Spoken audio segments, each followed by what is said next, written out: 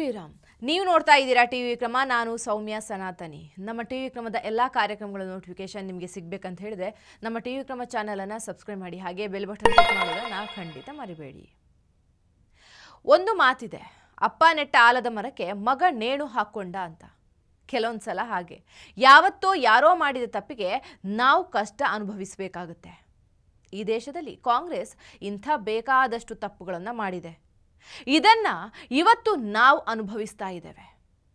ಸರಿ ಮಾಡೋಕ್ಕೂ ಆಗದೆ ಬಿಡೋಕ್ಕೂ ಆಗದೆ ನರಳಾಡ್ತಾ ಇದ್ದೀವಿ.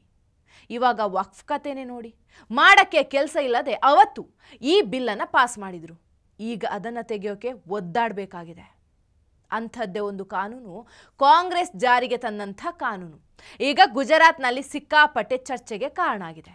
ಏನು ಎಂತ ಅಂತ ಗೊತ್ತಾಗಬೇಕಂದ್ರೆ ಇದೊಂದು ಇನ್ಸಿಡೆಂಟ್ ಮೂಲಕ ಶುರು ಮಾಡ್ತೀನಿ.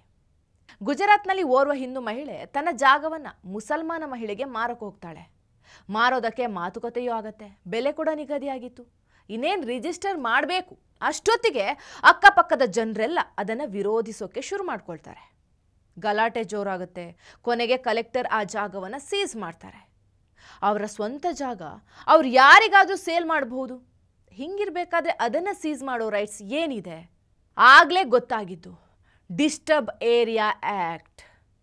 ಗುಜರಾತ್ ಸಲಾವತ್ಪುರ ಅನ್ನೋ ಊರಲ್ಲಿ ಹಿಂದೂ ಮಹಿಳೆ ತನ್ನ ಮುಸಲ್ಮಾನ ಮಹಿಳೆಗೆ ತನ್ನ ಫ್ಲ್ಯಾಟನ್ನು ಮಾರೋಕೆ ಹೊರಟಾಗ ಸುತ್ತಮುತ್ತಲಿನ ಹಿಂದೂಗಳು ನಮ್ಮ ಹಿಂದೂ ಸಮಾಜದ ಏರಿಯಾದಲ್ಲಿ ಒಂದು ಮುಸಲ್ಮಾನ ಕುಟುಂಬ ಹೇಗೆ ಬರೋಕ್ಕೆ ಸಾಧ್ಯ ಅಂತ ವಿರೋಧಿಸ್ತಾರೆ.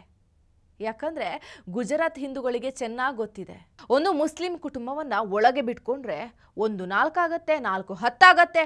ಆಮೇಲೆ ಮೊನ್ನೆ ಉದಯಗಿರಿಯಲ್ಲಿ, ಅದಕ್ಕೂ ಮುನ್ನ ಕೆಜೆ ಹಳ್ಳಿಯಲ್ಲಿ ಆದ ಹಾಗೆ ಮಿನಿ ಪಾಕಿಸ್ತಾನ ಮಾಡ್ಕೊಳ್ತಾರೆ. ಅದೇ ಕಾರಣಕ್ಕೆ ವಿರೋಧವನ್ನು ಮಾಡ್ತಾರೆ. ಆಶ್ಚರ್ಯ ಅಂದರೆ ಇಲ್ಲಿ ಕಲೆಕ್ಟರ್ ಆ ಜಾಗವನ್ನು ಮಾರೋದಕ್ಕೆ ಅನುಮತಿ ಯಾಕೆ ಕೊಡಲಿಲ್ಲ ಅಂತ. ಅದಕ್ಕೆ ಕಾರಣ 1991ರಲ್ಲಿ ಜಾರಿಗೆ ತಂದಂಥ ಅದೊಂದು ಕಾನೂನು, ಡಿಸ್ಟರ್ಬ್ ಏರಿಯಾ ಆ್ಯಕ್ಟ್. ಈ ಕಾನೂನಿನ ಮೂಲಕ ಆ ಜಾಗವನ್ನು ಸೀಸ್ ಮಾಡಲಾಗಿದೆ. 1985-86ರಲ್ಲಿ ಗುಜರಾತ್ನಲ್ಲಿ ಭೂಮಿ ಮತ್ತು ಆಸ್ತಿಗೋಸ್ಕರ ತುಂಬ ದಂಗೆಗಳು ನಡೀತಾ ಇದ್ವು. ಬೇರೆ ಮತದವರಿಗೆ ತನ್ನ ಪ್ರಾಪರ್ಟಿ ಮಾರುವಾಗ ಜಿಲ್ಲಾ ಮ್ಯಾಜಿಸ್ಟ್ರೇಟ್ ಬಳಿ ಹೋಗಬೇಕಾಗಿತ್ತು. ಆ ಸಮಯದಲ್ಲಿ ಕೇಂದ್ರದಲ್ಲಿದ್ದಂಥ ಕಾಂಗ್ರೆಸ್ ಸರ್ಕಾರ ಭೂಮಿ ಮತ್ತು ಆಸ್ತಿ ವಿಷಯಕ್ಕೆ ದಂಗೆಗಳು ನಡಿಬಾರ್ದು ಅಂತ ಈ ಕಾನೂನನ್ನು ಬರೀ 1.5 ವರ್ಷಕ್ಕೆ ಜಾರಿಗೆ ತರಲಾಗಿತ್ತು. ಆದರೆ ನಂತರ ಗುಜರಾತ್ನ ಚಿಮನ್ ಭಾಯ್ ಸರ್ಕಾರ ಇದನ್ನು ಕಾನೂನು ರೂಪಕ್ಕೆ ತರಲಾಯಿತು.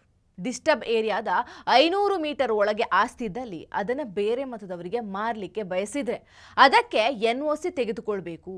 ಇದನ್ನು ಫಾಲೋ ಮಾಡದಿದ್ದಲ್ಲಿ 3 ರಿಂದ 5 ವರ್ಷ ಜೈಲು ಹಾಗೂ 1 ಲಕ್ಷದವರೆಗೆ ದಂಡ ಅಥವಾ ತನ್ನ ಆಸ್ತಿಯ 10% ದಂಡ ನೀಡಬೇಕಾಗುತ್ತೆ. ಮಹಾರಾಷ್ಟ್ರದಲ್ಲಿ ಕೂಡ ಈ ಕಾನೂನು ಜಾರಿಗೆ ತರಬೇಕು ಅನ್ನೋ ಬೇಡಿಕೆ ಇದೆ. ಪುಣೆ ಹಾಗೂ ಮುಂಬೈಯಂಥ ನಗರಗಳಲ್ಲಿ ಕೂಡ ಬೇಡಿಕೆಗಳಿದೆ. ಈ ತರಹದ 5 ಪ್ರಕರಣಗಳು ಹೈಕೋರ್ಟ್ಗೆ ಹೋದಾಗ 3 ಪ್ರಕರಣ ಮುಸ್ಲಿಮರ ಪರ ಹೈಕೋರ್ಟ್ ತೀರ್ಪು ನೀಡಿತು. ಈಗ ಗುಜರಾತ್ ಮುಸ್ಲಿಮರಿಗೆ ಅವತ್ತು ಕಾಂಗ್ರೆಸ್ ಮಾಡಿದಂಥ ಕಾನೂನು ಮಗ್ಗಲ ಮುಳ್ಳಾಗಿ ಪರಿಣಮಿಸಿದೆ. ಸೊ ಜಮಾತೆ ಉಲೇಮಾ ಎ ಹಿಂದ್ ಅನ್ನೋ ಮುಸ್ಲಿಂ ಸಂಘಟನೆ ಮುಸಲ್ಮಾನ ಆಸ್ತಿಯನ್ನು ಖರೀದಿಸದಂತೆ ಈ ಕಾನೂನು ಮಾಡಲಾಗಿತ್ತು. ಹಾಗೆ ಈ ಕಾನೂನನ್ನು ನಾವು ನಂಬೋದಿಲ್ಲ. ನಾವು ಎಲ್ಲಿ ಬೇಕಾದರೂ ಆಸ್ತಿ ಖರೀದಿಸಬಹುದು, ನಾವು ಯಾವುದೇ ಪ್ರದೇಶದಲ್ಲಿ ನೆಲೆಸಬಹುದು ಅಂತ ಸುಪ್ರೀಂ ಕೋರ್ಟ್ ಮೆಟ್ಟಿಲೇರಿದ್ದಾರೆ. ಇನ್ನೊಂದು ವಿಷಯ ಏನಂದರೆ ಈ ಕಾನೂನಿನಲ್ಲಿ ಧರ್ಮದ ಉಲ್ಲೇಖವಿಲ್ಲ. ಇದರಲ್ಲಿ ಆಸ್ತಿ ಮಾರಾಟದಿಂದ ದಂಗೆ ಆಗುವ ಸ್ಥಿತಿ ಇದ್ದರೆ ಆ ಪ್ರಾಪರ್ಟಿ ಮಾರಾಟಕ್ಕೆ NOC ತೆಗೆದುಕೊಳ್ಬೇಕಾಗತ್ತೆ ಅನ್ನೋ ಅಂಶ ಇದೆ. ಕಾನೂನು ಗುಜರಾತ್ ಅಲ್ಲದೆ ನಾಗಾಲ್ಯಾಂಡ್, ಅರುಣಾಚಲ ಪ್ರದೇಶ, ಮಣಿಪುರದಲ್ಲಿ ಸಹ ಜಾರಿ ಇದೆ. ಕಾಂಗ್ರೆಸ್ ಅವತ್ತು ಮಾಡಿಟ್ಟಂತಹ ಕಾನೂನು ಮುಸ್ಲಿಮರಿಗೆ ದೊಡ್ಡ ತಲೆನೋವಾಗಿದೆ.